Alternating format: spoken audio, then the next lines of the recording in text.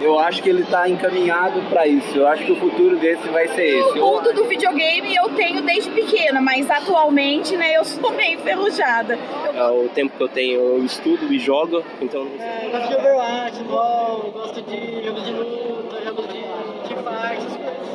O mercado de trabalho está crescendo bastante. Passa o tempo, ajuda a passar o tempo, entretém. Se eu pudesse trabalhar disso, eu trabalharia Eu disso. acho que assim, além de um divertimento, tem alguns jogos que são bem instrutivos, né? Se eu pudesse, seria pro player, que é uma profissão incrível. Cara, dá pra aprender muita coisa nele, desde o inglês, a amizade que você faz dentro do jogo, eu acho especial, acho legal. Mas é divertido, família, reúne a família, é legal. É da hora jogar videogame. Parece que você tá em outro mundo. Eu vejo futuro, sim.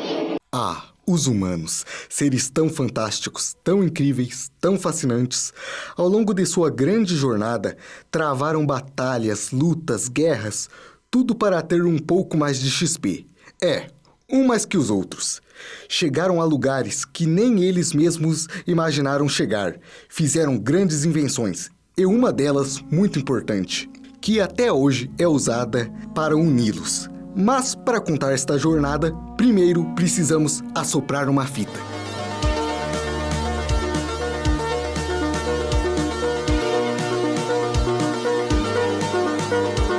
Mas, para guiar nossa jornada, vamos conhecer os nossos jogadores. Eu sou Carlos Miguel, tenho 16 anos. Oi, meu nome é Sara Penedo, sou estudante de cinema e audiovisual da Unimep. Oi, eu sou Matheus Caio. Meu nome é Daniel Ferreira Guimarães, eu tenho 25 anos. Como um ET que vem para a Terra para fazer o primeiro contato, nossos players também tiveram os deles. Bom, durante a minha vida toda, assim, eu joguei bastante videogame, né? O meu primeiro contato, assim, eu não lembro exatamente, eu não tenho muitas memórias, assim, do começo, né, dessa época, mas quando eu era muito criança mesmo, assim, lá para uns, entre 3 a 5 anos, assim, os meus pais tinham uma locadora de videogames lá na cidade, né? Cara, meu pai tinha uma locadora, então eu sempre jogava os jogos ruins que sobravam na locadora, porque todo mundo alugava a Lenda de Zelda, Ocarina of Time, e eu pegava Superman 64, porque era o que sobrava pra mim. Então eu sempre pegava os jogos ruins que ninguém queria da locadora. Todo mundo fala que é maravilhoso, porque seu pai tinha locadora, mas não é tão maravilhoso assim. Pelo menos eu pegava o jogo de graça, então ok, né? Não, ficavam uns bons, cara, ficavam uns bons. Tinha uns, assim, que eu gostava mais, né, tipo... eu gostava bastante do Star Fox, eu lembro, do Donkey Kong. Eu gostava bastante do Zombies Ate My Neighbors, né? Que é aquele dos... Do George Lucas, né? Sim, sim. Exato. Eu gostava. E eram os que eu lembro que eu jogava tipo esses só, assim, sabe? Eu jogava muito esses mesmos jogos sempre. Bem, a minha história com videogame quando veio pro Brasil era muito caro. Então, a primeira lembrança que eu tenho com videogame é jogar num computador, tipo, emulando. E o primeiro jogo que eu joguei foi o Metal Slug, que não é à toa que tá aqui na televisão. E eu jogo desde 1 ano de idade, segundo a minha mãe. Meu primeiro contato com videogame, nossa, foi há muitos anos atrás, muitos, não tanto, mas foi quando eu era bem pequena. Eu sempre gostei muito de jogar, então, tipo assim, desde minigame até... mas assim, o primeiro contato com console foi quando meu tio me deu um de presente quando eu tinha uns 4, 5 anos. Foi o Master System. E a partir dali eu fiquei apaixonada, assim, tipo, foi uma coisa que a minha motivação, como ele me deu o console, mas o console ficava na casa do meu avô. Então, todo domingo eu queria ir no meu avô pra jogar, ficava a semana inteira, assim, esperando, pra jogar um jogo, que só tinha um jogo no Master System, que era o jogo do Sonic. Então, era aquilo, tipo, repetitivo por algum tempo. E esse foi meu primeiro contato. Desde pequeno, eu acho. Eu acho que começou com Naruto Ultimate Ninja 1. E foi até hoje. Hoje os jogos que eu mais jogo é Overwatch, Mortal Kombat, Cavaleiro do Zodíaco e Lego. Com a capacidade humana de inventar a internet, este contato, que era algo solo, se expandiu, permitindo para eles explorar fases. Não, porque eu não tenho paciência. Eu sou bem casual. Eu gosto de jogar eu e eu mesmo. Eu não gosto de ter paciência de esperar conectar, esperar outra pessoa. Eu sou uma pessoa que se estressa jogando. pra falar a verdade. Então eu ia me estressar pela burrice do outro ou pela minha burrice e tudo mais. Pelo menos para alguns. A experiência, tipo, a parte estressante e a parte divertida. A parte divertida é que você vai aprendendo a jogabilidade, usar bem mais o controle. E, tipo, no Overwatch, pra mim, eu me sinto em casa jogando aquele jogo. Me divirto bastante, além de jogar com a Sombra. Não muita, tenho algumas, mas experiência assim, mais em mobile, que eu joguei online bastante tempo. Mas eu não tenho muita interação, assim, por fora. Eu prefiro jogar offline. Eu gosto, acho legal, acho bem bacana. Eu jogo praticamente todos os dias. E às vezes a gente faz um grupinho, a gente tem um timezinho, então a gente vai revezando. Mas assim, eu acho bem legal. Acho que eu conheci muito amigo de lá, em falar nisso, né? Muito amigo. Amigo que mora lá, né? Lá longe. Seja amigo online, virtual, como meu irmão tem muito amigo online, ou até mesmo namoro. Não, eu acho que tem um meio ponto, assim, né? Ao mesmo tempo que você tem uma interação online, você entra num servidor de Discord ali, a respeito de um jogo que você quer jogar, tipo, é lógico que ele vai ter cheio de gente que tem interesses parecidos com o seu, vai ficar sempre falando, tipo, o foco ali da discussão vai ser o game que vocês estão jogando, né? Então, é bem fácil, assim, não somente criança, até, tipo, gente mais velha, assim, eu, às vezes até, você acaba ficando com o seu foco só naquilo, sabe? E aí você deixa outras coisas de lado, sabe? Tanto de interagir com seus amigos que você conhece na vida real também, né? Então eu acho que você não pode deixar isso acontecer, tipo, deixar esse aspecto, né, da sua convivência social ser esquecido por conta do game. Mas ao mesmo tempo também tem a parte positiva, pô. Às vezes você conhece, que nem você falou, conhece pessoas de outros países, começa a ter, tipo, até na prática de uma língua estrangeira, você consegue conversar com as pessoas em outra língua, pessoas de diferentes realidades, sabe? Então tem a parte positiva e a negativa, assim. É lógico que, como tudo, assim, todas as coisas que dão prazer de hobby, né, pra gente, atividades prazerosas, é muito fácil você, dependendo da pessoa, você acabar se perdendo nela, né? Você, vai embora no game, se interna ali todo dia e tal. Mas cabe a, tipo, tanta pessoa, por exemplo, se for uma criança assim, quem supervisiona ela, fazer esse balanço, assim. O que eu acho triste no LoL é que ainda em pleno 2019 nós temos casos de assédio, né? O povo xinga. De vez em quando eu tô jogando Overwatch, tipo, eu vou com o DPS, quando eu tô jogando muito, que eu tô treinando, eu vou lá, faço cagada, daí o cara me chama do chat. Seu ruim, seu lixo. A gente fica como? Às vezes a gente tem que colocar ícone masculino ou neutro pra não vir em comentário. Eu, por exemplo, já fiz isso. Tipo, o meu ícone no jogo era um ícone que remete ao nome feminino, só que em nórdico, então não dava pra saber se eu era mulher ou homem. E eu preferi por um tempo, nos clãs que eu entrava, até antes ficar mais confortável, não falar nada. E isso é pessoal meu. Não tô falando que deve ser feito isso, muito pelo contrário. Mas o meu medo era sofrer algum tipo de assédio ou sofrer algum tipo de retaliação. Porque eu sei que tem. Então eu ficava quieta e não mencionava. Se alguém me perguntava uma coisa, eu não falava, tipo, em gênero, essas coisas e nada, porque, tipo assim, eu queria ficar longe daquilo, eu queria estar ali pra jogar. E, infelizmente, muitas garotas que eu conheço fazem isso, porque elas têm medo de, tipo, tá lá pra curtir e ter que lidar com essa porcaria de desculpa a palavra, macho escroto, que vem pra ficar falando besteira e tá tirando o momento delas. E no LoL tem muito isso. Ela se sente como se tivesse feito alguma coisa melhor pro mundo. Porque, tipo, xingar uma pessoa não é sempre a melhor forma de resolver um problema. Você tem que ir resolvendo aos poucos, não chegar lá no chat e falar assim, seu lixo, seu ruim, você não merece nem estar jogando esse jogo, vai fazer alguma coisa melhor. A pessoa que está do outro lado, essa pessoa não vai saber o que essa pessoa sentiu. Pode ser dar início a uma depressão. E agora, graças à bravura, o desejo de explorar, de não ter medo de lutar pelos outros e muita dedicação de milhares de players, hoje a jornada pode ser de todos. Com certeza.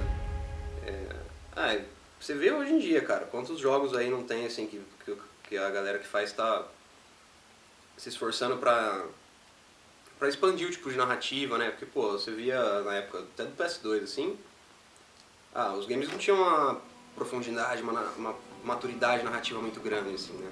Então, tipo, era sempre o carinha, o meu mamenzinho lá, que vai ter uma missão, tipo, pra ser o mais poderoso, ou pra salvar a menina e etc. Eu fiz uma pesquisa de monografia no primeiro trabalho de conclusão de curso, no 7º semestre, e eu retrato os videogames, mas também retrato como a interação deles com o espectro autista, como eles podem auxiliar o espectro e tudo mais. Então, com certeza esse contato, porque o videogame foi uma coisa que eu tive muito presente na minha infância e no decorrer da minha vida. Então, eu acho que foi uma grande influência, porque o que eu estudo basicamente é a experiência lúdica, um termo que a gente encontrou com os orientadores, presente em jogos eletrônicos voltados para crianças do espectro autista. O TEA é um transtorno que atrapalha um pouquinho, tipo, ele... Atrapalha não, vamos falar que ele impõe uma condição diferente, mas ao mesmo tempo não diferente, porque cada um tem a sua condição de aprendizado, um pouco mais lenta, a comunicação mais restrita. Então, as formas tradicionais de aprendizagem das escolas são um pouco mais difíceis para essas crianças. E os videogames, com base em muitos estudos, durante alguns anos já, são uma experiência melhor para eles aprenderem e até se comunicarem melhor. E videogames convencionais, não só os educativos. Convencionais, tipo videogames que nós, neurotípicos, também estamos acostumados a jogar, e eles também gostam de jogar esses videogames. Foi o que eu acabei descobrindo. Tipo Minecraft, Super Mario, o próprio Sonic, que eu jogava muito quando eu era criança também. Inclusive o próprio GTA V também. Jogos mais assim, sandbox. Jogos que tem um espaço mais aberto, onde você pode criar e pode determinar a sua história, diferente de jogos lineares. Os autistas são pessoas muito repetitivas e muito metódicas, mas surpreendentemente eles preferem jogos que não são tão repetitivos e metódicos. A maioria, pelo menos na minha pesquisa, não os autistas em geral, de todos os lugares, foi mais restrito ao que eu pesquisei. Tem uma personagem lá que é inserida no espectro autista, que é a Simetra. Ela foi, a primeira vez que foi mencionada isso foi numa HQ deles, que os criadores mencionaram. No jogo não dá pra perceber tanto isso, porque ele é jogado em primeira pessoa, tem todas aquelas missões e tudo mais. Mas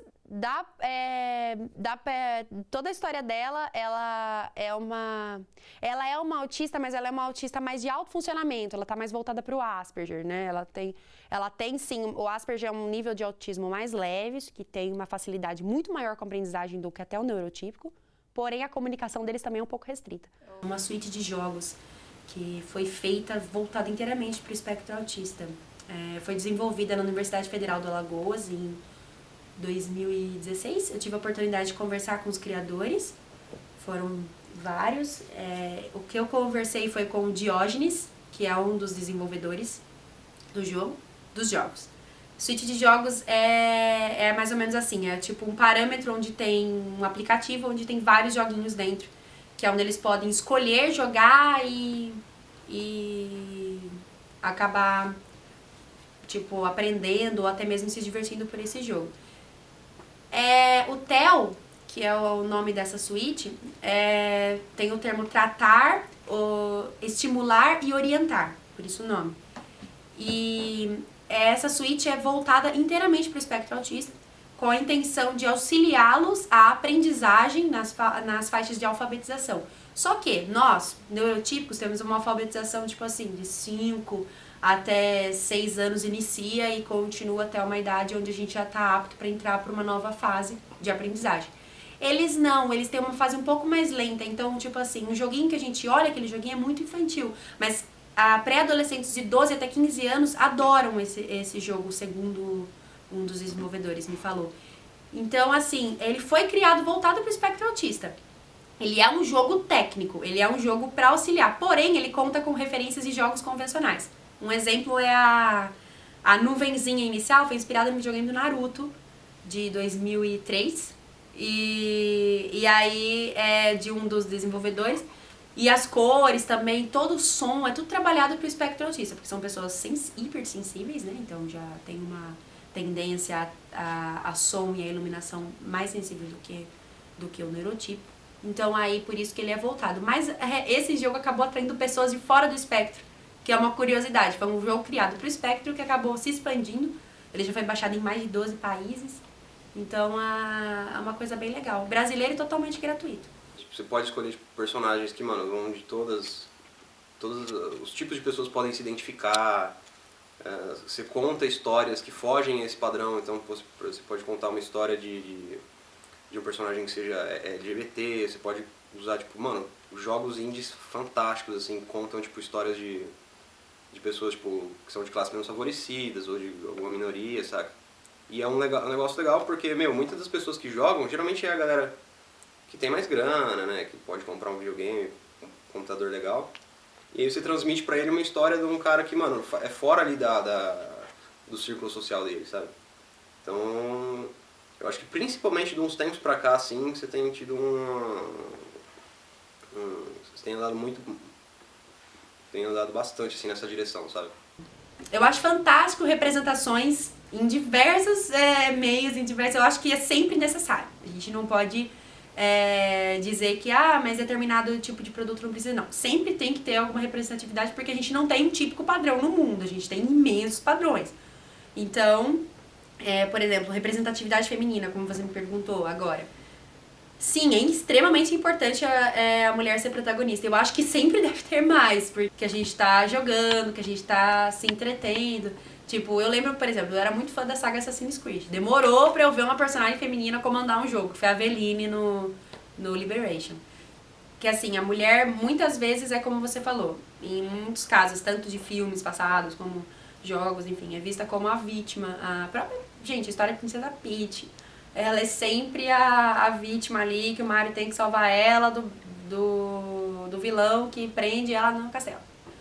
Então, quando seria legal ver uma Peach comandando toda a história do Mario, ou ela até mesmo ela salvando o Mario, pra ter uma visão diferente, uma inversão de valores. Então eu acho que é sempre bom essa evolução da mulher dentro do videogame, tanto como jogadoras quanto como personagens. Então, é super legal a representação, tanto para personagens femininas como para personagens LGBTQI+, para personagens como deficiências, próprio do transtorno do espectro autista também. A Lara Croft é uma personagem que eu cresci junto também. Então, joguei o primeiro Tomb Raider, eu tinha 10, 12 anos, eu acho, que foi no PS1. E ela é uma personagem que eu gosto pra caramba. E começou, né, tipo, ela é um personagem extremamente sexualizado, mas ela comanda a história dela, sim, assim, desde do início. Eu não joguei o último Tomb Raider que teve agora, eu joguei só os anteriores. Mas eu acho que sempre é bom ter diversidade, sempre é bom ter o respeito também, sempre é bom ter tudo isso trabalhado com estudos e entender como funciona o universo desse personagem para poder atrair mais pessoas que se identifiquem. Então eu acho que quanto mais inclusão é melhor ainda. Bem, esses players que tiveram tanto para nos ensinar que para mim se tornaram mestres. E espero que para vocês que acompanharam a nossa jornada também. Aqui eu me despeço e lhe deixo uma pergunta. Você está preparado para começar a sua jornada